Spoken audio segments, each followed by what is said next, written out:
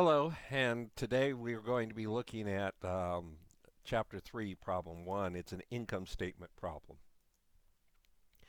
Rustler Corporation in 2018 had sales of 15 million, operating costs of 9 million, resulting in earnings before interest, taxes, and depreciation and amortization of 6 million.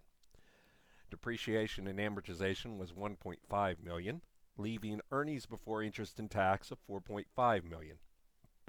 The interest expense was 1 million, leaving earnings before taxes of 3.5 million. Taxes at 25% came to 875,000, leaving a net income of 2.625 million. For 2019, the CEO of Rustler would like to see a net income of $3 million. Assume that interest expenses and depreciation and amortization will increase by 10%, and that operating costs will remain 60% of sales. Taxes are assumed to remain at 25% of earnings before taxes. What level of sales is needed to achieve a net income of $3 million? Well, we sort of work backwards up the income statement. The first thing we find is what level of earnings before taxes is needed to achieve a net income of $3 million. Well, that level of earnings before taxes needed will be equal to our desired net income divided by 1 minus the tax rate. So it will be 3 million divided by 1 minus 0.25, which will be 4 million.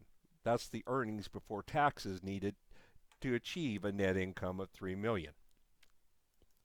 In the second step, we find the level of earnings before interest and taxes that results in an earnings before taxes of 4 million. Notice once again we're working our way backwards through the income statement. So earnings before interest and taxes will be equal to earnings before taxes plus the interest expense. My assumption, the interest expense in 2019 will be the 2018 interest expense plus 10%. So we multiply 1 million times 1.1, giving us 1.1 million for our interest expense in our proposal.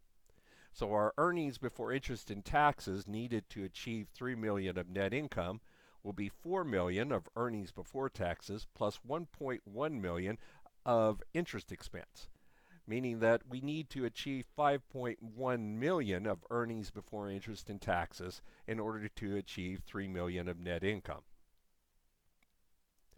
In the third step, we find EBITDA for 2019. EBITDA will be equal to EBIT plus depreciation and amortization. My assumption, depreciation and amortization in 2019 equals depreciation and amortization in 2018 plus 10%. So we take the 1.5 million of depreciation and amortization in 2018 and multiply by 1.1, getting 1.65 million, which is our projected depreciation and amortization for 2019. EBITDA in 2019 will then be equal to our previously calculated EBIT of 5.1 million plus our projected depreciation and amortization of 2019 of 1.65 million, meaning that in order to attain a net income of 3 million, we must attain an earnings before interest, taxes, depreciation, and amortization of 6.75 million. In the fourth step, we find projected sales for 2019 that are needed to achieve 3 million of net income. Sales, by definition, will be equal to earnings before interest, taxes, depreciation, and amortization plus operating costs. By assumption, as we were given previously, operating costs will be equal to 60% of sales, or 0.6 times sales.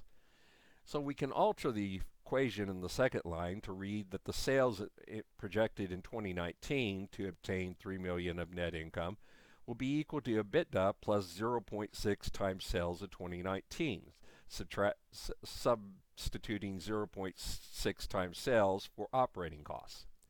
With a little algebra, this means that 0.4 times sales projected in 2019 will be equal to EBITDA at 2019.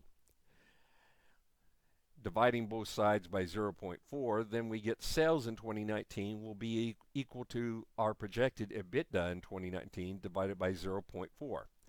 So we substitute the 6.75 million we previously calculated for our projected EBITDA in 2019, divide it by 0.4, and this tells us that sales need to be 16.875 million in order to achieve a net income of $3 million.